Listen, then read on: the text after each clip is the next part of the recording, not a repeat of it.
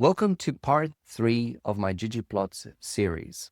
Today, we're digging into how to publish highly compelling graphs. We're going to look at themes, we're going to look at how to make interactive figures, how to choose wisely DPIs, and how to present your graphs in a persuasive way. Why should you trust me? My name is Bogdan Popescu, and I'm an assistant professor at John Cabot University, Rome. I also used to teach at Oxford and at Princeton. I have taught generations of undergraduate and graduate students both the power of statistics and data visualizations. So let's dig right in. This is part 3 of data visualization. So today we're going to look at things like facets, coordinate, annotations, themes, but also professional exports in ggplot. So we're going to learn how to compose, how to clarify, and how to polish our graphs. So we're going to distinguish between facets versus colors, when to use color versus fill or facets. We're also going to look at how to use coordinates in order to more honestly convey our results, how to use annotations that guide the viewer, how to use themes that make our graphs look more professional or have a more consistent theme, or how to have a more consistent overarching framework, and then how to combine, how to use ggarrange, or how to even animate our graphs. Okay, so as you might remember, ggplot really works in layers. So we start off with data, with geometry, then we move on to geometries and aesthetics. And the kinds of things that we're going to focus on today include facets, coordinates, annotations, and themes. As you might remember from the first lecture, geoms are the marks your data takes on a plot. So we can have things like points, lines, bars. Aesthetics are things like color, fill, transparency, shape, kinds of things that allow us to depict different additional features pertaining to the data. But the kinds of things that we're focusing today on include facets, coordinates, annotations, and themes. Okay, so let us start off with facets, when to use. So facets are essentially small plots pertaining to the data. So each panel substantively shows a different subset of the data. It's important to use facets when we want to give each group its own space, and when the comparison I care about. So we can use them when the comparison I care about is between panels, but not within the same axes. And we're going to look at some examples where this distinction could be relevant. We want to use color / fill aesthetics when we want to directly compare groups by side on the same scale, or when the overlap is not a problem. So let us look at facets in a geom line context. So remember the example that we had before, in which we had turnout for 2 different countries, the United States and the UK, and we would want to see trends in participation. So just a reminder of what this data looks like. So we had this example, EG5, where we have all these different years, starting with 2000 up until 2020. And then we had turnout for the US and the UK. And finally, we had all these indicators for what countries we're dealing with. So this is what our data looks like. So a data frame with 3 columns, year, turnout, and country. So this is what we had previously in terms of visualization. So we had these time trends that show participation or turnout for the United Kingdom and the United States. So this is what we have on the x-axis, it's the year, and this is what we have on the y-axis, turnout. So this is how we obtain this visualization. We have the data frame, which is EG5. We have the year, we have turnout, and we have color inside the aesthetic. So we want to map the country with different colors. Okay, In order to use facets, we would do something like this. So notice the main difference between this versus this. So this is what facet means. In terms of code, we would do something like this. Aesthetic, so here's the Y, here's the X, and here's the Y. So we have on the X-axis year, and we have on the Y-axis turnout. The thing that's responsible for facet is this option here, facet _ wrap.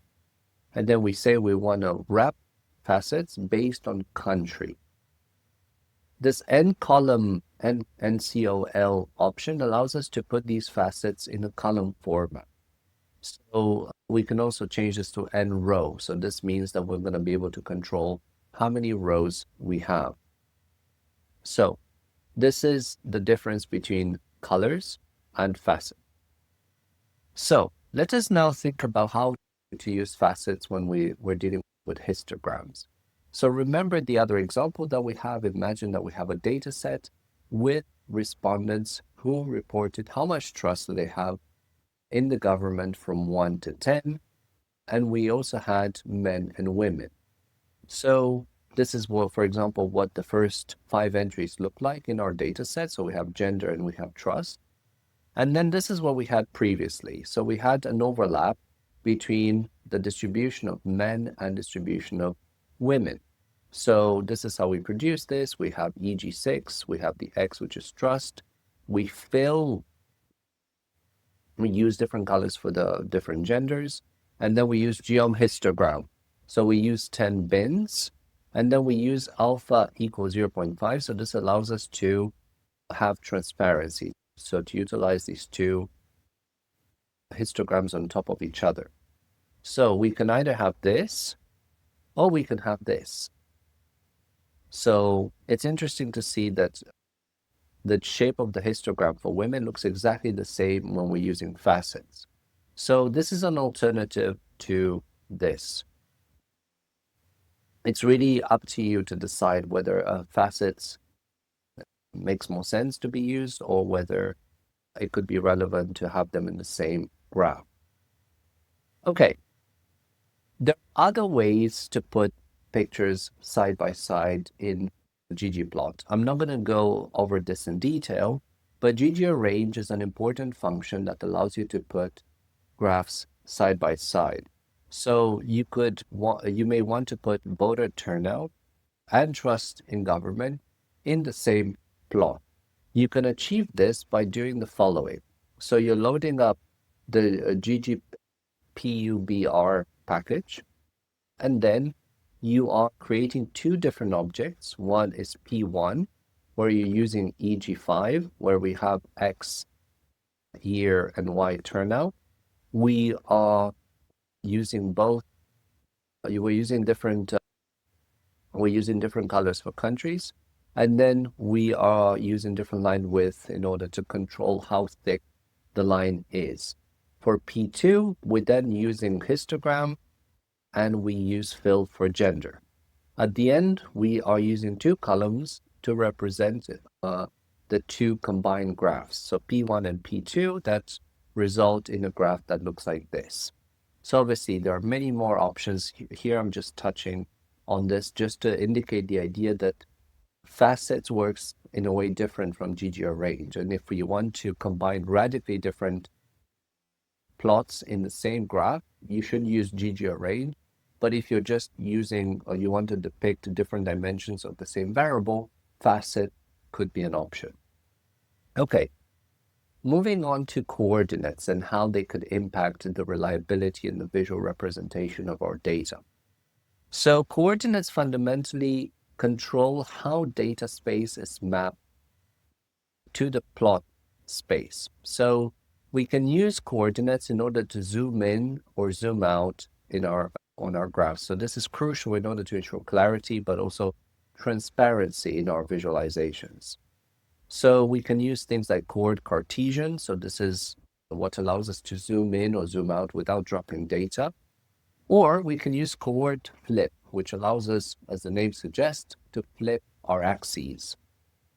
So let us imagine a very typical example that has been used wrongly in a way, sometimes intentionally and sometimes unintentionally. So let's imagine we have Brexit data and we want to show what percentage wanted to leave and what percentage wanted to remain. This is the truthful data. So we have a simple column, like geom column. We have the Brexit data here. We have on the x-axis side, and then on the y-axis we have support. And we want to fill the two categories.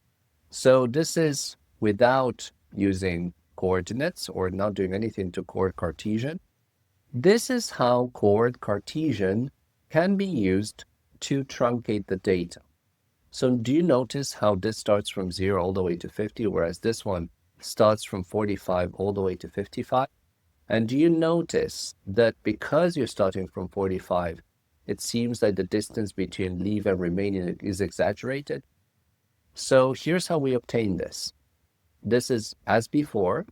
What's different now is this coord Cartesian layer that when we impose a limit on our y, we say that we want to start with 45 and we want to end with 55. Okay, what the takeaway here is the fact that truncated axes exaggerate differences. So that's why it could be important to use coord Cartesian if you want to be transparent about what the starting axis is. So you always want to start off with 0. Coord flip is a different story. Coord flip is about flipping, about turning the y and x axis around. So this essentially results in a rotated. So this could be useful when we have bar charts with long category labels. And typically it makes categories or rankings easier to interpret. So let us imagine our case where we have different education groups. So our respondents have different levels of education. So we have primary, secondary school, we have primary school, high school, college. This is, for example, how we use geom-bar to report levels of education. This is what our data looks like if we flip our chart. So do you notice that somehow this is better? This is more visible. The differences between college and high school is just much more vividly depicted. But notice that this is the same thing. We see that the x-axis now becomes the y-axis, whereas the count, which used to be the y-axis, now becomes the x-axis. So this is a simple trick in order to maybe produce a graph that has more impact. Moving on to annotations. So annotations are things that allow the reader or the viewer to see specific things. Excuse me.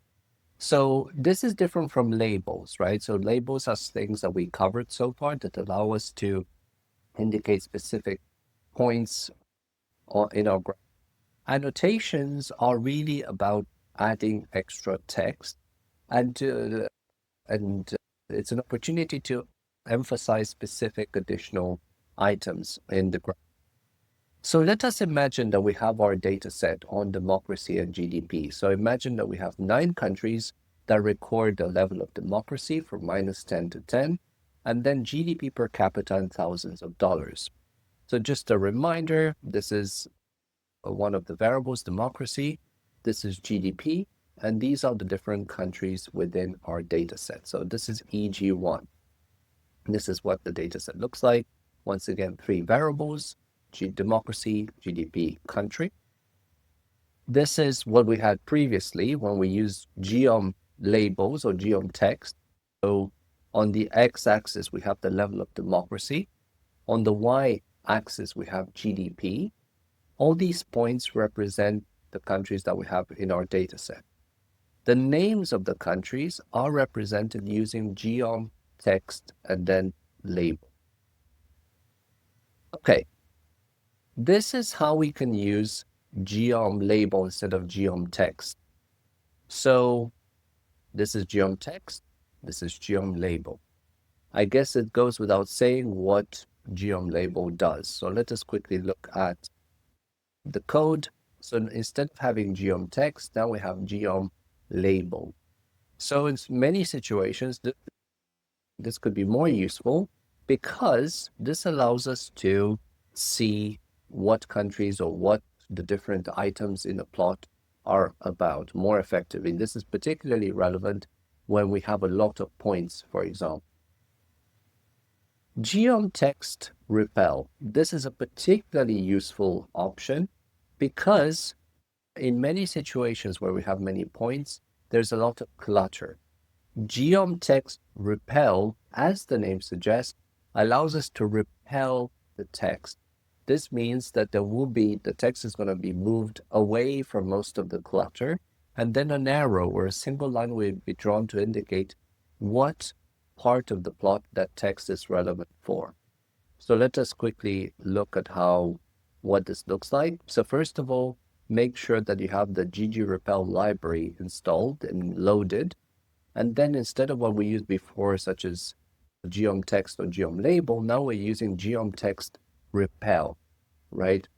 So in this particular situation, the geom text repel is potentially not immediately useful, or maybe the difference between geom text and geom label is not particularly relevant, but you'll see the difference when we have a lot of data points where there's already too much clutter when it comes to the points we have, and we want to have some sort of arrows that are away from the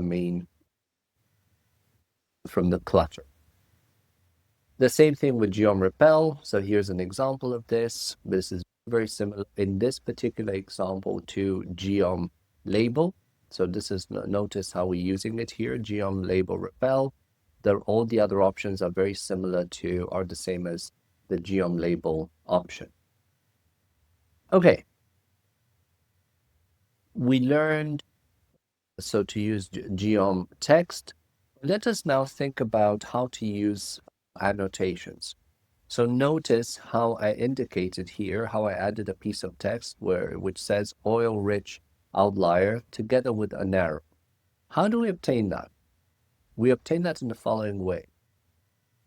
We use annotate, and we have text, we have an X and Y coordinate, and then we have a label.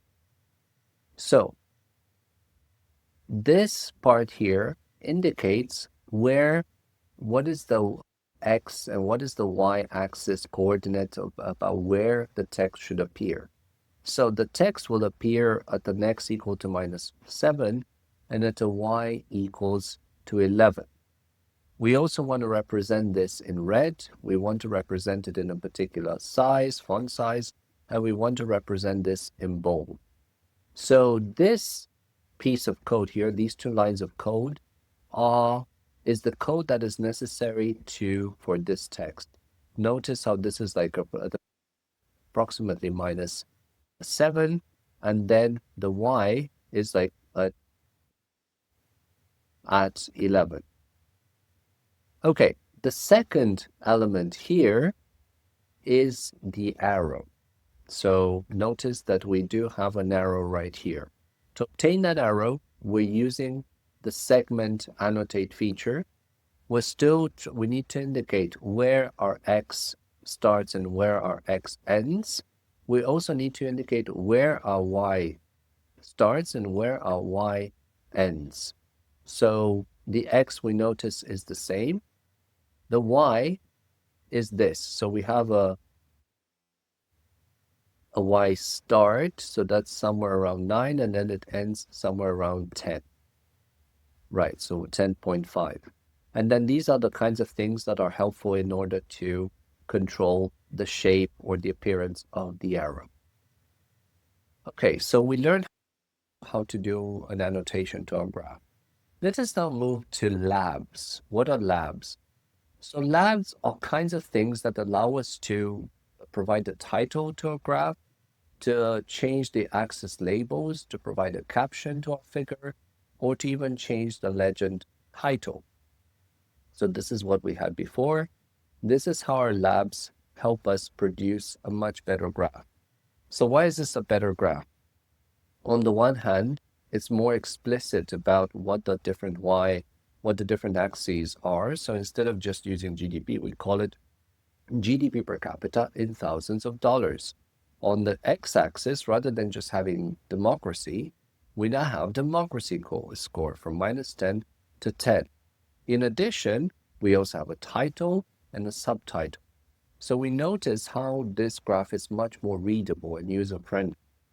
In order to obtain this type of graph, this is what we need to do. So these three lines are exactly the ones that we had before. So we have a geom point and a geom text. And then we have labs. So we have a title, we have a subtitle, we have X, we have Y, and then we have caption. So this is the thing that appears, caption is the thing that appears here. So it's fairly straightforward to add these labs for a more complete finished look. Okay, let us now move to themes. So themes are the kinds of things that control the non-data elements. So these are kinds of things that control the font, the background, the grid lines, the legend placement. It's important to note that they do not affect the data, but they do affect the presentation. So good themes really convey clarity and they convey professionalism. So let us now imagine that, well, let's go to the old example, democracy and GDP per capita. This is the standard theme. This is the gray theme in ggplot. So with a gray background, not particularly exciting. In fact, if you get rid of this is the default theme. This is what happens if we change this to the theme black and white. So this theme underscore BW, which appears just here. Already, it's somewhat clearer, at least in my personal experience. I prefer this look much better to this. We can obviously have many other graphs. For example, theme minimal. Notice how the borders of the grid disappear completely. This is what the theme classic looks like, right? So we still have the ends, but only for the X and Y axis and not around anymore. This is what theme void looks like. So clearly for this example with dots, it's not very good. You have no sense of X and Y. This might be good, for example, for pie charts, but in many cases, I would say that theme voids should be avoided. GG Themes is an interesting package. This requires you to install and load the GG Themes package. So this allows us to adopt themes like the Economist theme. So this is, for example, first of all, I load GG Themes, and then I just simply add theme underscore Economist at the end, which would allow you to get a look like this. This is, for example, the Wall Street Journal theme that allows you to get a graph that looks like this. This is your own theme. If you play around with the different elements of the theme, you can obtain a look like this. Like you can have these borders in red, you can have different colors for the labs. So this is how you can change around with the different labels. So for example, here, I changed the panel background. I changed the axis title X with the different colors. So that's that red color over there. I made the X and Y axis in bold. I got rid of the main panel grid. I got rid of the panel border. I also made the panel grid major Y in different color. So as you can see here, there's just so many different options that you can change in order to obtain your desired look. So I encourage you to explore what the different elements of a theme are in order to adjust them in a way that is compatible with your aesthetic preferences. Okay, let us move on to an interesting section, which is interactive. So for now, we've been looking at a very static version of plots. So all our plots have been very static so far. We have, for example, once again, turnout. We have the UK and the US. This is what our original data looks like. Notice that I'm loading a new package, which is called gganimate. So as the name suggests, this is one of the main libraries that we're going to work with in order to create some dynamism in our graphs. So this is what our data looks like, just as a reminder, with 3 columns, 3 variables: year, turnout, and country. So this is what our cool visualization could look like. So pay attention to how the turnout evolves over time. So this is clearly much more dynamic and much more interesting than a simple static version. So how do we obtain that? We simply obtain that by adding these 2 lines. So everything else up to here is exactly the same. What's different is this transition reveal. So we have a transition reveal year. So this means that, as the name suggests, years are gradually shown. And then this labs thing, which is subtitle year frame along, is the kind of thing that allows us to also see what year we are talking about. It's important, especially for this kind of context, time series context, to put round here, because otherwise you're going to have the year with decimals. And clearly that should not be we don't want that in this particular context. So once again, to obtain this kind of animated time series, we need to have gganimate loaded up, and we need to add these 2 options: transition reveal and the labs, where we have this frame along option. So this is not in the data frame. This is just how this works. The only thing that's in the data that needs to be specified is this year thing. This is just a standard code when you're dealing with a time series. Okay, let us create our panel data. So in this context, what we want to achieve, we want to show the relationship between democracy and GDP in different points in time. So this is what we have. This is what we had previously. So all these countries that have democracy, GDP, and a label, so these countries, but what's different now is the following. We create essentially a panel. We're creating a cross-section time series. We're going to have multiple years for North Korea, multiple years for Saudi Arabia, multiple years for Zimbabwe, and so on and so forth. I don't spend too much time thinking about what this thing does, but you're welcome to explore how this is created. I'm setting the seed to 1, 2, 3, and then essentially I'm creating multiple observations for the same country over time. The point of doing this, so this is, for example, what the data would look like. So Korea in 2000, 2005, 2010, and so on and so forth, is to create something that looks like this. If you pay close attention, so first of all, if you look at the title, you can see that the year is changing. But then if you pay attention to these points, you can also see that they're moving. So why are they moving? Because we have different values for the different countries in different years. So we see Russia is growing, Nigeria too, India is somehow stable or static. So the point of this could be fairly interesting to show how the relationship between 2 variables changes over time. Okay, interactive maps could be really interesting. So previously you saw this map, you couldn't do anything with it, but guess what? Now you can do quite a few interesting things. You hover over Sweden, you clearly see some value. You hover over Belarus, you also see some value. And looking at the legend, this value represents the log population, or actually is the actual population. So notice the moment you hover over the country itself, you see the name of the country together with how many people live there. So how do you get that? This is